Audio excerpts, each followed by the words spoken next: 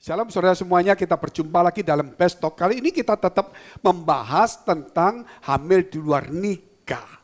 Nah pertanyaannya ini ya ada narasumbernya yang akan menjawabnya. Narasumber pertama ini di samping saya adalah Pendeta Daud, nah Pendeta Juanda, Pendeta Samuel, masing-masing punya pendidikan teologi. Ini adalah Rektor STT, Best di Wacana, ini juga salah satu rektor juga dari STT, apa itu ya? Injili ya? Nanti kan promosi. Nah ini juga dari seorang master teologi, saya juga seorang pendeta. Nah ini ada, ngomong-ngomong kita ada pertanyaan begini Pak. Kalau seandainya itu di luar nikah, kita tahu kan? Ternyata kita tahu yang memang sengaja salah satu itu memang menjebak. Taruhlah kalau perempuan itu sengaja dia jebak supaya dia hamil, supaya dia dinikahi atau dapat warisan atau nuntut uang. Kalau seorang itu mungkin dia itu laki-laki yang perempuan ini yang jebak laki-laki dihamili dulu supaya dia juga dapat menikah atau mungkin dia nuntut dan sebagainya.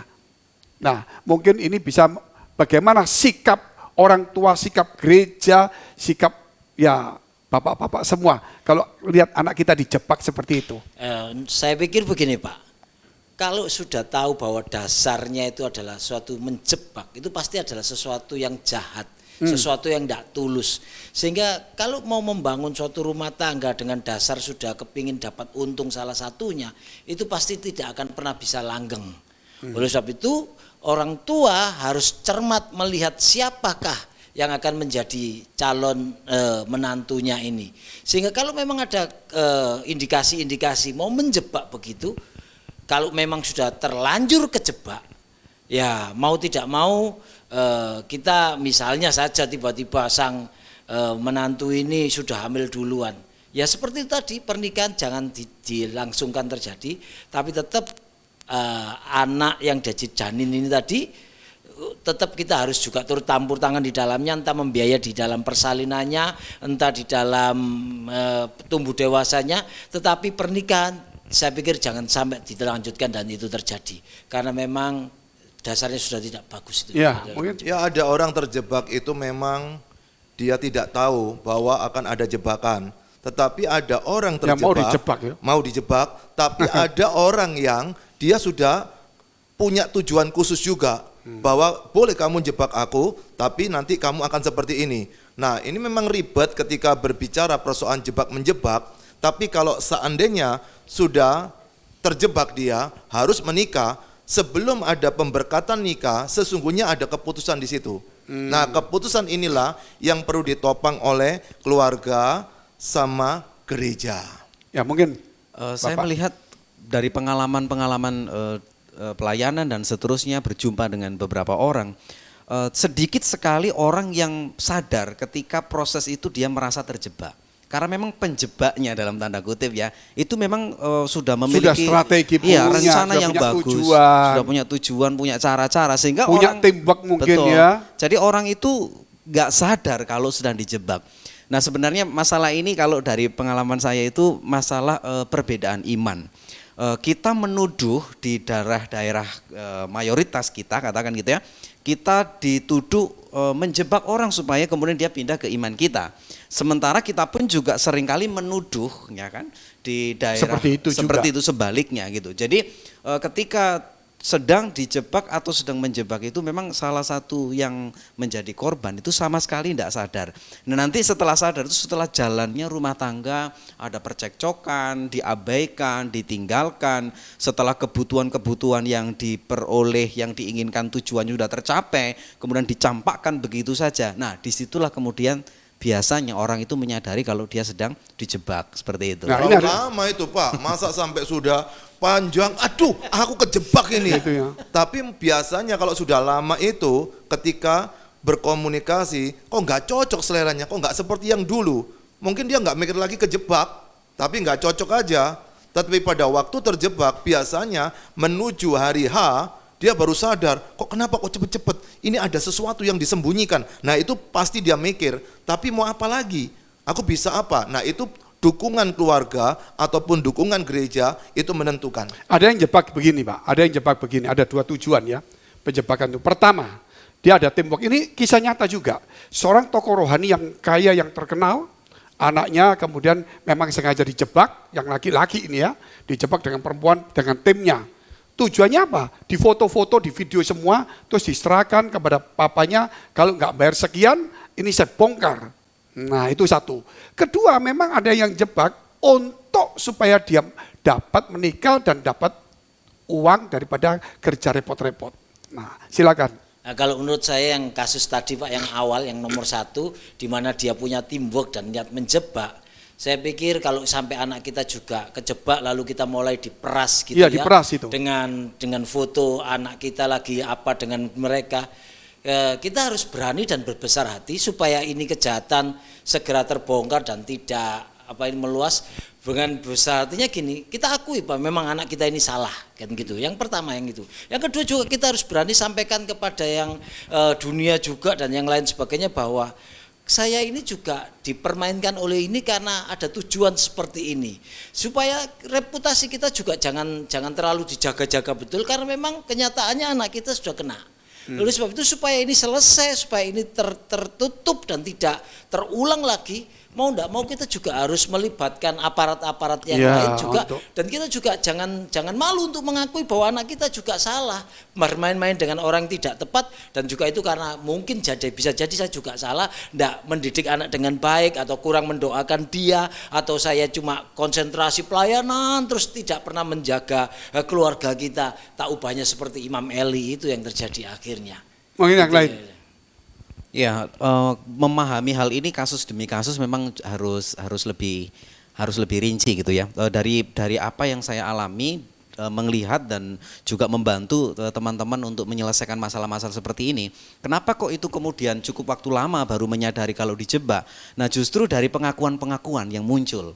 Ketika misalnya salah satu contoh seorang keluarga kaya kemudian dijebak oleh seorang keluarga biasa demi tujuannya untuk apa? Untuk mendapatkan warisan, untuk mendapatkan harta yang banyak. Ketika hal itu sudah didapatkan, nah disitulah kemudian karena tujuannya sudah tercapai, loh kalau mau cerai ya cerai, tapi dia sudah punya deposit, dia sudah punya simpanan dan seterusnya hal itu. Nah kemudian bagaimana solusinya? Kalau sudah menikah dan diberkati di gereja, nah saya pikir ini kita tidak bisa memisahkan anak kita ya. Kalau misalnya anak kita ditinggalkan begitu aja, itu persoalan lain. Tetapi kalau misalnya sudah diberkati, sudah di dalam pernikahan, kemudian kita sebagai orang tua memiliki inisiatif untuk memisahkan, saya pikir itu juga hal-hal yang perlu lagi dibicarakan lebih lanjut atau bagi saya itu kurang tepat. Nah, Pak Juanda ini sekarang silakan. Itu tadi kalau andai kata ada seperti itu, yang pertama bisa dia dijebak tapi menimbulkan cinta. Tapi yang satu dijebak memang tidak ada rasa. Mau meras saja. Iya, meras saja. Nah, mau nikah dia. Disitulah baru ketahuan, tanya kepada yang merasa dijebak tadi. Sejak kapan kamu cinta dia? Kalau sejak semula dia memang cinta, kemudian terjebak di situ ya salah sendiri. Tapi kalau dia memang tidak ada rasa apa-apa, lalu andai kata jalan-jalan di kolam renang, di foto, bla bla bla, bisa kita lapor ke aparat. Karena untuk kasus ITE tadi, bahwa ada kejahatan di dalam dunia sosial ini. Tetapi kalau dia memang sudah memutuskan bahwa dia tahu aku akan cinta, kan banyak yang begini Pak, banyak yang berkata nanti kok aku bisa ngubah dia, kadang-kadang dia jadi seperti Tuhan loh, nanti aku bisa ngarahkan kok, nggak apa-apa saya tahu memang dia seperti itu. Tapi sudah nikah beneran, sudah dijebak, ya salah sendiri, kan tempo hari sudah katakan bisa. Makanya ini di proses konseling perlu dibicarakan. Nah ini masalahnya gini, jebaknya itu bukan waktu dia sendiri difoto. Ini jebaknya ini anggap aja anak laki-laki ya dijebak sama perempuan. Dan perempuan ini main nakal ini, diajak tidur, waktu tidur difoto, waktu telanjang difoto bersama dengan perempuan ini untuk disebarkan kalau nggak mau bayar. Jadi bukan soal jebaknya sendirian ini pasti bukan cinta. Pasti pemerasan, itu dirayu dia ya. terus. Kalau seperti itu, saya pikir pernikahan jangan sampai dilangsungkan ya, supaya tidak malah memburuk di kemudian hari. Kalau misalnya itu dijebak kemudian untuk pemerasan dan seterusnya, saya pikir negara kita negara hukum bisa kita laporkan gitu ya. Tapi kalau misalnya kadang-kadang memang keengganan seseorang untuk melaporkan karena nama baik, kemudian Panjang persoalan yang urusannya. bertele-tele, berurusan panjang, Dia kemudian kasih uang aja berapa miliar betul, gitu kan. dan seterusnya. Ya. Ini orang itu pasti cari lain nih nanti. Iya, bisa jadi Pak. Dan fotonya Bisa kan belum jadi. hilang Pak, masih ada koleksinya. Iya, tapi itu memang sudah ada perjanjian mungkin ya. Namanya itu kan kita nggak tahu mafia-mafia kecil, mafia besar, mafia ini, mafia itu kan begitu banyak. Ya, mungkin ada pandangan lagi? Makanya mau tidak mau untuk menghentikan itu semua karena memang ini sudah ngomong mafia, sudah ngomong kejahatan, sudah ngomong pemerasan dan lain sebagainya. Mau tidak mau harus melibatkan aparat paling tidak. Sehingga dia supaya tidak mencari korban yang lain, tidak mencari mangsa yang lain dengan sindikat. Jangan-jangan aparat yang menjebak ayo. Ini lain Bisa lagi aja terjadi ceritanya. seperti itu. Lain lagi ceritanya juga. Oh, lain lagi ceritanya ya.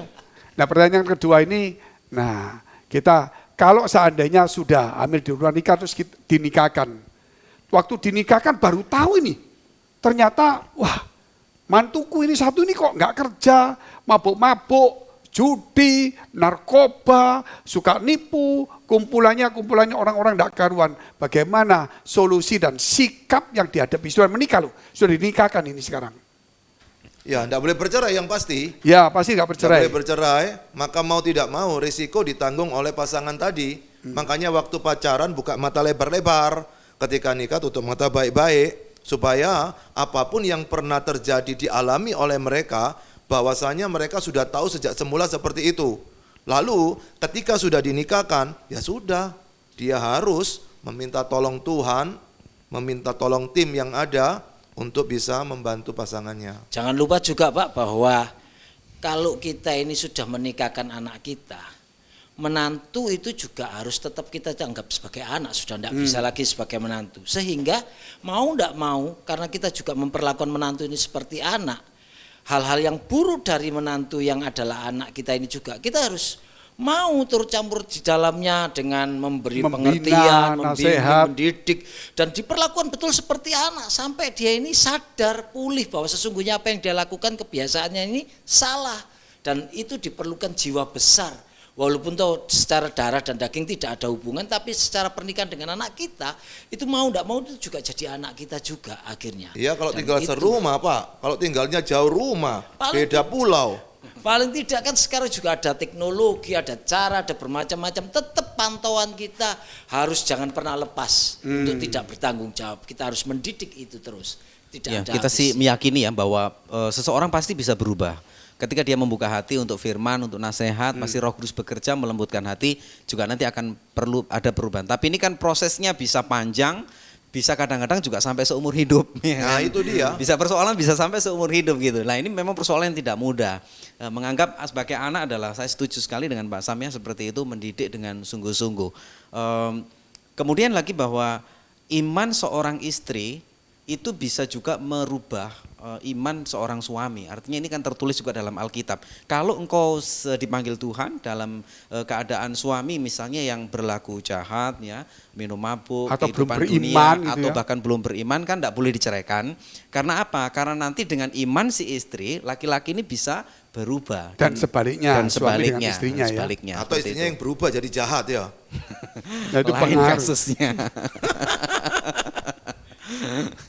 Nah mungkin ada yang lagi, bagaimana cara menghadapi kalau sampai seperti kita lihat menantu itu ya akhirnya punya lingkungan yang buruk tadi yang saya katakan, bagaimana sikap daripada orang tua itu dan Iya. sikap sebagai seorang istri atau suami yang punya pasangan seperti itu. Ya, orang tua memang harus Solusinya ikut, apa ini ya? Tetapi orang tua tidak bisa masuk karena ini keluarga baru. Kalau masih masuk berarti nanti keluarga tidak bisa mandiri. Memang repot, kita dilema. Satu sisi kalau kita biasa di kultur timur, orang tua jadi menyatu dengan keluarga baru itu. Tapi kalau kultur western sana barat, maka terpisah, berdiri mandiri-mandiri. Maka dari itu pada waktu kapan dia masuk, kapan tidak, tergantung keluarga ini mau tidak orang tuanya masuk.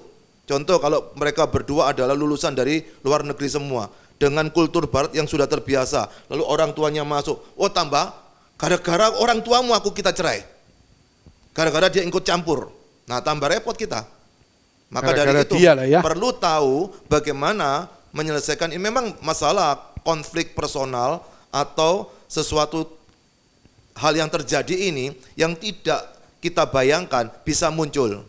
Maka disitulah peran 3 hal, keluarga, gereja, dan lingkungan.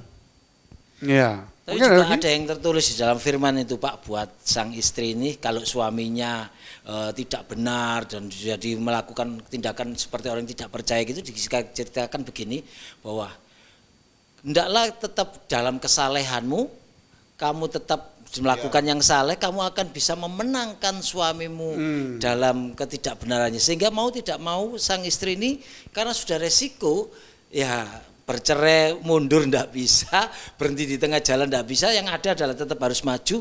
Mau ndak mau tingkatkan terus tingkat kesalehan sang istri ini, supaya dengan itu dia akan memenangkan kelakuan buruk dari suaminya. Itu jurus dari firman Tuhan. Iya, kasus dari Pak Daud tadi yang iman maupun Bapak ini kan 1 Korintus 7. Maka pada waktu mereka berjumpa itu sama-sama belum beriman. Nah masalahnya kalau dua-duanya, satunya sudah beriman baik, lalu yang satunya yang bermasalah, atau kebalikannya, sama-sama ke gereja, lalu salah satunya berbuat masalah, itu jadi masalah yang susah sekali untuk menikmati 1 Korintus 7. Karena sama-sama mereka sudah saleh, tahu saleh itu kayak apa. Tapi berbuat begitu ya. Tetap mereka, itu dia. Bisa jadi diselidiki mungkin ada penyakit, mungkin ada skizofrenia kah, mungkin ada kepribadian yang beda, ganda dan beberapa. Nah, mungkin bisa dibantu dengan orang ketiga, konseling ya. Saya juga mengingatkan ya, kalau biasanya kalau yang berkelakuan buruk itu adalah laki-laki, rawan sekali nanti juga terjadi kekerasan dalam rumah tangga, penganiayaan dan sebagainya.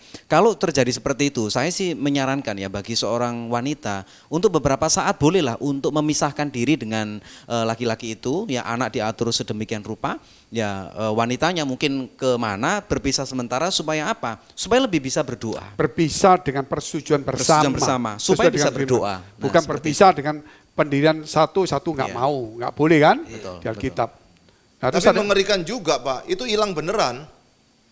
Ada. Tambah bisa menjadi gitu yang lakinya ya, atau perempuannya gitu kesempatan toh, bahwa dia tidak tanggung jawab, dia tidak memenuhi kebutuhan ini, tambah hilang. Persoalan itu, tadi Pak, kalau misalnya terjadi penganiayaan maksud saya kan, kalau kasus-kasus karena biasanya kalau terjadi dipukulin ya kan, terjadi penganiayaan itu kan membahayakan. Memang jalan dihukum di Indonesia dilaporkan nanti sang suami bisa dipenjara sih begitu. Ya. Nah, itu mungkin ya langkah terakhir bila terjadi sesuatu yang membahayakan nyawa, ya termasuk juga berdampak buruk kepada anak-anak.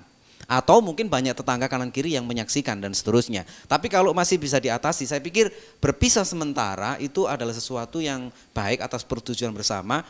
Sementara dalam waktu itu ya relatif sekali, seminggu, sebulan, 2 bulan saya pikir waktu kalau yang cukup. Kalau di luar negeri khususnya di Australia, ya kalau si istri ini merasa seperti itu, maka polisi akan tidak langsung penjara, dia polisi langsung akan berkata begini, kamu tidak boleh dekat dengan dia jarak 4 meter atau 10 meter.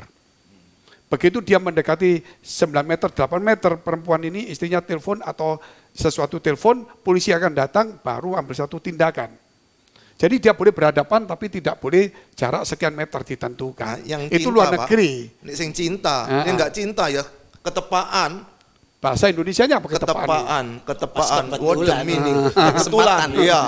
Kebetulan kemudian dia, kesempatan ini, dia enggak mau ya sudah. Contoh Pak Daud tadi itu. Untuk kesepakatan, saya pikir di Indonesia nggak ada kesepakatan kayak gituan. Kalau nggak senang ya pulangkan saja. Oh kalau dipulangkan berarti kan sudah putus itu. Atau yang kedua Pak. Atau ngusir itu nggak boleh juga. Atau yang kedua dia langsung pergi, nggak pamitan. Saya belum pernah ketemu orang, sorry ya, Ma atau Pa, kita nggak kumpul dulu ya. Saya tak pergi dulu selama. Belum pernah ketemu orang cerita gitu Pak. Padahal di Alkitab itu ada mungkin. Ada ya. Saya pikir ada cerita di Alkitab itu kasus Abigail itu Pak. bagaimana dia suaminya yang orang namanya durjana Nabal itu yang demikian, tapi tetap karena memang keadaan dia tidak bisa apa-apa, ya cuma nunggu waktunya Tuhan aja, paling bisa seperti itu. Dengan di level dia tetap melayani suami, tetap tapi tetap dia juga harus pasang badan buat suaminya ini, jangan sampai juga timbul rasa benci dengan suami, karena kalau itu tidak akan pernah menyelesaikan masalah. Itu yang harus dikuatkan kepada pasangannya. Dia harus berdiri untuk menolong sang suami ini. Betul. Supaya nantinya sang suami bisa, kalau misal datang ancaman, datang gangguan, datang siapa, sang istri lah yang harus menghadapi dulu sampai nanti waktunya Tuhan akan menolong dia. Seperti itu saya pikir. Harus punya kekuatan iman. Seperti itu. Nah kalau tidak kuat gimana caranya? Dikuatkan. Ya, tapi saya pikir kehadiran konselor ya, peranan gereja, gembala untuk membantu rumah tangga yang mengalami persoalan seperti ini masih sangat diperlukan sekali ya. Masih sangat diperlukan. Manakala misalnya keluarga itu menutup diri atau enggak mau cerita kepada gereja. Nah, mungkin gereja yang memang harus berkunjung, mendatangi, ya paling tidak berdoa dan membuka diri supaya keluarga ini bisa terbuka, karena dengan terbuka baru bisa dipulihkan. Itulah namanya peranan gereja. Makanya kalau saya bilang gereja ini juga harus punya namanya teamwork atau disebut komsel, kelompok sel.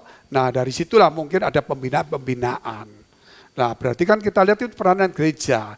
Nah sekarang saya mau tanya untuk yang terakhir ini, bisa-bisa kita cuma punya waktu sedikit ini. Bagaimana jikalau seandainya dua orang ini kemudian punya kesepakatan untuk berpisah, atau yang satu ngusir, ya toh, atau yang satu meninggalkan sendiri. Kalau seseorang zaman dulu ya, kalau meninggalkan, istri meninggalkan suami, maksudnya ya pergi, bukan pergi cuma jalan-jalan, bukan ya, meninggalkan. Itu dia harus kembali lagi, kalau enggak pun enggak bisa dijemput, itu ada pandangan begitu. Kalau suami itu ngusir atau salah satu ngusir, dia enggak akan kembali, kalau enggak orang ini manggil. Itu mungkin aturan-aturan orang tua dan sebagainya. Nah kalau dua-dua sepakat untuk cerai, padahal firman Tuhan tidak boleh cerai ini. Ada tiga pertanyaan terakhir. Saya pikir kembali lagi kepada personalnya Pak. Karena ketika orang itu memutuskan untuk menikah, seketika itu juga kita boleh stempel dia sudah bisa bertanggung jawab untuk setiap keputusan apapun yang mereka lakukan. Sehingga kalau mereka sudah kita bina dan mereka juga tahu bahwa sesungguhnya itu berlawanan dengan kehendak Tuhan, berlawanan dengan firman Tuhan.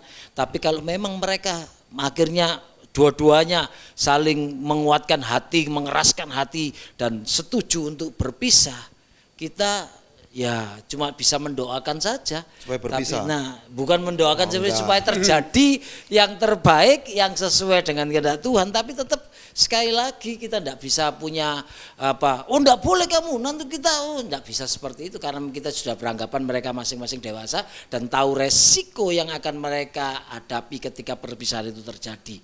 Itu yang menurut saya Pak. Silakan, masih ada berapa pelayanan pastoral sangat penting dalam hal ini ya. Tetap gereja mesti melakukan pembinaan sampai kapanpun dan mengatakan bahwa Tuhan tidak menghendaki perceraian, bahkan Tuhan membenci perceraian akibat kepada anak, akibat kepada hati istri, hati suami, dan belum tentu bahwa nanti ketika mereka bercerai mereka juga akan mendapatkan pasangan kembali yang dianggap sepadan. Kalau karakter dari masing-masing tidak mengalami perubahan, tentu nanti berumah tangga dalam kehidupan yang baru juga muncul persoalan yang baru, ya kan, dengan orang yang berbeda. Nah, saya pikir gereja mesti tegas dalam hal ini. Pada waktu mereka ngotot, misalnya mau bercerai pun, tetap gereja juga harus ngotot. Tidak, seperti itu ya. Kan kemudian ketika dia memutuskan, itu sudah di luar tanggung jawab kita sebagai seorang pelayan pastoral. Tapi gitu. zaman sekarang Pak, banyak orang tidak percaya sama institusi gereja. Nah oleh sebab itu kita perlu membangun satu komunitas supaya orang percaya kembali kepada gereja. Kenapa enggak percaya kembali kepada gereja? Karena mereka berkata gereja itu sumber masalah daripada persoalan mereka. Contoh tadi karena persepuluhan kah, atau mungkin karena rebutan, punyamu, banyak sekali yang ada dalam pikiran sehingga mereka tidak percaya. Tetapi yang paling berat adalah saya tidak mau cerita kepada orang di sana karena mulutnya menyebar. Apa itu? Menyebar. Ya, tidak jadi bisa gosip. menjadi gosip, menyimpan rahasia. Maka mau tidak mau dia akan konseling ke tempat lain. Dan kalau tempat lain berkata tidak ada masalah, siapa yang salah? Ya, kita sebagai gereja mesti memiliki kepedulian yang sungguh-sungguh ya, karena belum tentu bahwa terutama konselor-konselor dalam ranah institusi yang di luar gereja, katakan misalnya kayak psikiater dan seterusnya, tentu dia bisa aja mungkin ngomong berpisah daripada tidak bahagia dan seterusnya, karena tujuannya adalah sebuah kebahagiaan. Nah, dalam hal ini saya setuju dengan Pak Juanda, kita perlu membangun kepercayaan ya dari jemaat yang kita layani. Gereja harus tetap menjadi sebuah rumah, tempat berbagai macam persoalan bisa diselesaikan. Berlindung. Betul. Nah, betul. menaruh harapan gitu kan ya. Ada kolam renangnya. Nah, baptisan tentunya itu. Nah, mungkin hal-hal yang terakhir mungkin ada 1-2 lagi yang disebutkan, mungkin ada yang mungkin disampaikan lagi. Ya, kalau ada masalah jangan cerai. Datang ke Pak Daud atau ke Pak Samuel. Dan kalau memang perceraian itu meruncing begitu, gereja tetap harus tampil sedemikian rupa sampai tetes darah penghabisan, istilah keringat kering-kering, supaya perpisahan itu jangan sampai terjadi. Gereja wajib muncul dan menumbuhkan kepercayaan bahwa gereja memang betul-betul jadi rumah. Saya masih tetap percaya ya, akan ada perubahan dalam diri seseorang. Bagaimanapun buruknya kelakuan kita, kalau kita mau menerima nasihat firman, kita mau membuka hati, pasti nanti akan ada perubahan. Dan kesalehan istri, kesalehan suami, iman istri, iman suami pasti akan berdampak kepada keutuhan rumah tangga dan keluarga. Jadi jalani proses dengan tetap taat, bertahan terus meskipun ada persoalan. Mungkin solusinya bagi orang yang punya kebiasaan buruk ini, ya mungkin dia ingin baik nih, ingin baik tapi nggak bisa. Mabuk, saya tahu salah, mabuk lagi. Saya tahu salah, mabuk lagi, mama judi lagi. Lah mungkin ada 1-2 kata yang bisa membuat dia ini punya pegangan untuk meninggalkan kebiasaan buruknya. Kumpul sama orang baik. Nah, salah satunya. Ada lagi?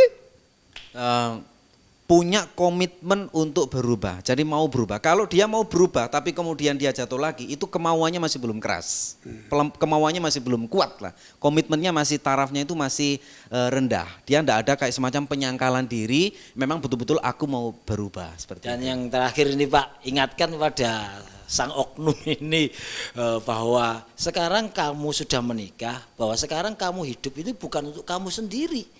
Bahwa kamu nantinya punya istri yang harus kamu tanggung jawabi. Kalau toh punya keturunan, kamu juga punya anak yang juga membutuhkan hidupmu. Sehingga kamu tidak boleh egois dengan kepingin enak sendiri, minum, menikmati sendiri. Karena sesungguhnya kesehatanmu itu bukan cuma kamu saja yang bertanggung jawab untuk menikmatinya, tapi juga ada istrimu, ada anak-anak yang juga menuntut supaya kita ini sehat. Ingatkan itu supaya sekarang berubah lagi, tidak egosentrisnya yang dia turutin, tetapi betul-betul terbuka wawasannya bahwa sekarang aku sudah menikah, aku punya tanggung jawab untuk menjaga kesehatanku supaya istriku jadi lebih baik, aku menjaga kesehatanku supaya anak-anakku juga terperhatikan dengan baik. Mungkin itu yang bisa kita sampaikan. Ya, waktunya saya yang habis. Inilah saudara-saudara, dalam acara Bestok ini kita melihat begitu banyak persoalan-persoalan yang dihadapi. Tapi dari sini kita harus tahu bahwa gereja harus lebih tampil ke depan dengan perubahan yang nyata dan yang bisa memperbarui. Tentunya gereja harus berubah. Tentunya gereja harus ada di dalam kehidupan rumah tangga. Tentunya juga rumah tangga harus juga menghadirkan Tuhan di dalam hidupnya. Terlebih orang tua. Jangan juga berlaku sebagai seorang pejabat atau seorang tua saja, tapi berlakulah juga seorang imam atau seorang rohaniawan untuk membimbing. Dan terutama kalau kita melihat beberapa pun juga orang yang masih tetap hidup di dalam dunia yang tidak bagus, tidak mau berubah, ingat, tabur tuai, ada sebab akibat. Tidak akan pernah kita mencapai sesuatu kalau sebabnya tidak pernah diperbaiki. Selalu akan berakibat buruk. Kalau sesuatu diperbaiki, pasti akibatnya baik. Sampai jumpa. Tuhan Yesus memberkati. Apakah pengaruh rohani begitu besar sih dalam rumah tangga? Semua keputusan manusia, semua tindakan manusia itu berasal dari pola pikirnya. Dan pola pikir seseorang itu lahir dari keyakinannya. Rohani ini berhubungan dengan ibadah. Rohani ini berhubungan dengan integritas diri. Rohani juga berhubungan dengan karakter. Keseharianmu itu menggambarkan karakter Kristus itu. Tapi ada yang sibuk, diberkati, malah mundur rohani. Gak diberkati, dia sungguh-sungguh. Begitu dia sungguh-sungguh diberkati, mundur dia.